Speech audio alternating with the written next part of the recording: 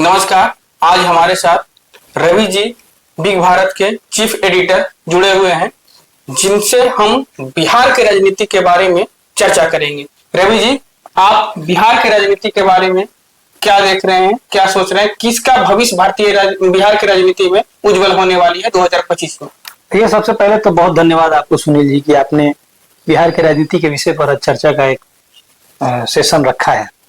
निश्चित रूप से बिहार की सियासी समीकरण काफी जोरों शोरों से चल रही है और 2 चरण के जो चुनाव थे उसमें 1 चरण का मतदान संपन्न हो गया है। लेकिन अब देखना यह है कि क्या दूसरे चरण के जो मतदान है वो उसी प्रकार से शांतिप्रिय तरीके से हो पाएंगे। क्या एक बार फिर बिहार के लोग विकास पे वोट करेंगे? क्या बिहार की जनता एक बार फिर उसी सरकार को चुनेगी जो पिछले 10 सालों से शासन में है? ये तमाम चीजों के दूसरे मतदान के बाद रुझान आएंगे और जनता के रुझान आने के बाद मैं नियमित रूप से आपको जानकारी दे पाऊंगा। रवि जी, बहुत सी बात ऐसी है कि भारतीय राजनीति में सत्ता परिवर्तन होता है, लेकिन उस राज्य का चरित्र या फिर उस राज्य का कायाकल्प नहीं हो पाता है। क्या बात है? देखिए, निश्चित रूप से बिहार की राजनीति में या देश की राजनीति में जो भी पार्टियां सरकार में आती हैं उनके कुछ दावे होते हैं, मुद्दे होते हैं, कुछ मैनिफेस्टो होते हैं, लेकिन जैसे चुनाव संपन्न होता है वो सारे मुद्दे जो हैं वो धूमिल होकर रह जाते हैं, वो सारे मुद्दे जो हैं वो गुमराह होकर रह जाते हैं, वो सारे मुद्दे जो हैं वो कागजों पे रह जाते हैं। निश्चित रूप से जो पार्टी सरकार में आने के लिए विकास की दावे करती है, जो पार्टी सरकार में आने के लिए दवाई, सिंचाई, पढ़ाई, कमाई की बात करती है, वो सरकार में आते ही सारी चीजों को भूल जाती है। तो जब जिस चीज की आप दावा करेंगे, जिन सारी चीजों का वादा करेंगे और उस पर काम नहीं करेंगे, तो जो राज्य पिछड़ा है वो पिछड़ा रह जाएगा, जो राज्य गरीब है वो गरीब रह जाएगा। तो ये सारी कारणें हैं सुनील जी। एक राजनीति पार्टी है जो बिहार में जंगल राज की बात करती है, तो दूसरे राजनीतिक पार्टी सुशासन की बात करती है। लेकिन जनता में इस तरह के जो राजनीतिक पार्टी अपना बात बताते हैं, इससे इमेज जनता में क्या जाता है? एक भय दिखाकर जंगल राज की बात करते हैं, तो दूसरा सुशासन के, इसमें जो जनता है डायलेमा में फंस जाता है। आप इस बात पे क्या कहेंगे? देखिए, निश्चित रूप से आपने देखा होगा कि जो 90 का दौर था, जो 90 का दशक था, उस समय निश्चित रूप से बिहार की जनता जो थी वो उसकी कल्पना मात्र से थोड़ी भयभीत हो जाती थी। और लालू जी की जब सरकार थी उस समय जंगल राज का एक बहुत बड़ा एजेंडा जो था वो बहुत तेजी से बढ़ा था। लेकिन देखिएगा कि उसके ठीक 10 साल बाद जब नीतीश जी की सरकार आती है, उसको सुशासन की सरकार के रूप में बिहार के लोगों ने एक्सेप्ट किया। और आप देखेंगे कि 90 के दशक के बाद जो नई सरकार आई थी उसकी यही मैनिफेस्टो और यही एजेंडा था।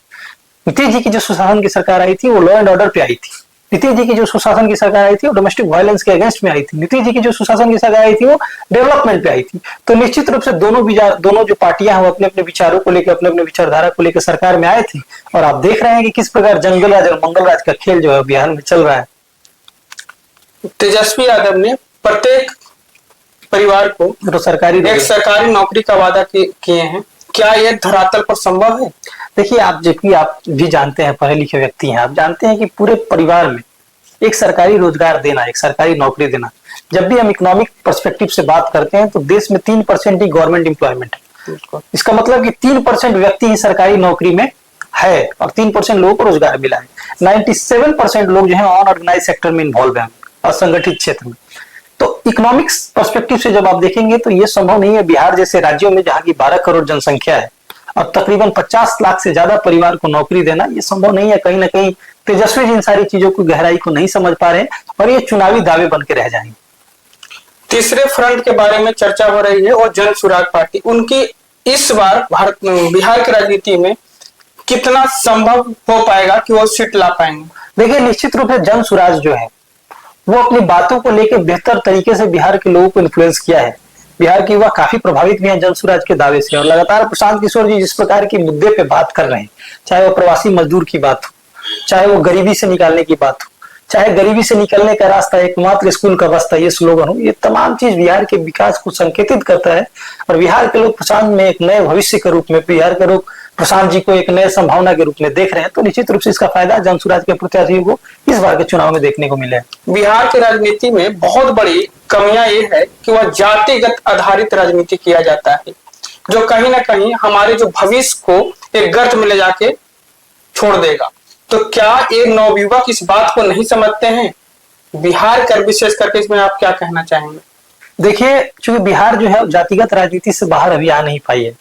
एक बिहार में बहुत फेमस कोटेशन है कि एक जाति है जो जाति नहीं। साफ तौर पे ये जाहिर करता है कि अगले 10 साल तक बिहार के लोग जातिगत राजनीति से उठ के ऊपर नहीं आने वाले हैं। आप कितना भी धरातल पे बात कर ले, आप सोशल मीडिया पे कितना भी बात कर ले विकास की, लेकिन बिहार अगले 10 साल तक ना ही दिल्ली बनने जा रहा है ना केरल बनने जा रहा है। बिहार के लोग बातें तो सारे करेंगे, लेकिन जब वोट देना होगा तो अपने स्थानीय प्रतिनिधि को जात के नाम पे वोट करेंगे, अपने स्थानीय प्रतिनिधि को संप्रदाय के नाम पे वोट करेंगे, अपने स्थानीय प्रतिनिधि को अपने धर्म के नाम पे वोट करेंगे। तो बिहार अगले 10 साल तक जातिगत राजनीति से बाहर निकलने वाली नहीं है। जी सुनील। हाल फिलहाल में बहुत से बिहार में घटना घटी, चाहे तो मोकामा के लेकर हो या कहीं ना कहीं ये जंगल राज का संकेत तो नहीं दे रहा है। देखिए, निश्चित रूप से हम इन सारी चीजों को टिप्पणी नहीं करेंगे, क्योंकि मोकामा का जो घटना है जिसमें आप बात कर रहे हैं अनंत सिंह का, जो दुलारचंद यादव की हत्या की, वही मामला की बात कर रहे हैं आप, तो वो लॉ एंड ऑर्डर का फेलियरिटी है। यदि सरकार इस चीज को नहीं संवेदना से लेती, नहीं संज्ञान में लेती, सरकार गंभीरता से नहीं लेती, तो शायद जो प्रतिनिधि ये काम कर रहे हैं वो जेल से बाहर होते। और आपको पता होगा कि उसके अगले दिन है सरकार ने उसकी गिरफ्तारी की, अगले दिन वो व्यक्ति जेल चले गए। तो निश्चित रूप से यह शुभ संकेत है और इससे यह साफ जाहिर होता है कि बिहार में सुशासन की सरकार है और बिहार में लॉ एंड ऑर्डर जो है वो इंश्योर कर रहा है। बहुत बहुत धन्यवाद रवि जी।